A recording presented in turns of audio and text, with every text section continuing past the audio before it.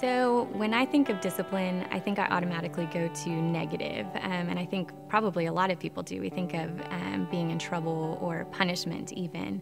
And what I think is interesting about God and how he's kind of talking through Hebrews 12 is that he automatically pairs discipline with being a child.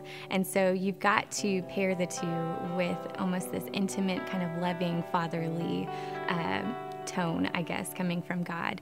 And I think because we think discipline, we think automatically, well, what have I done wrong? So what sin is God trying to correct in my life? Or what did I do to make God mad? And in the context, you see him talking about discipline in the context of suffering.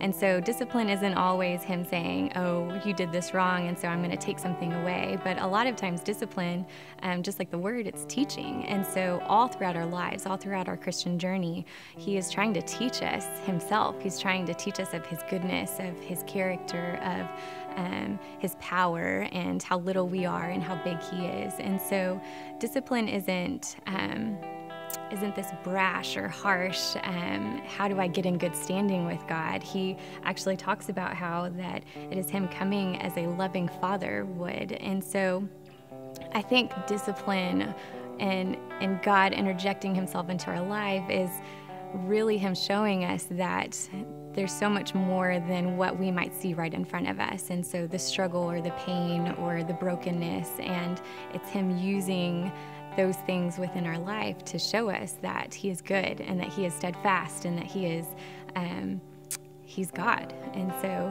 discipline isn't harsh or mean, but it really is the picture that he describes of just being a loving father trying to teach us himself.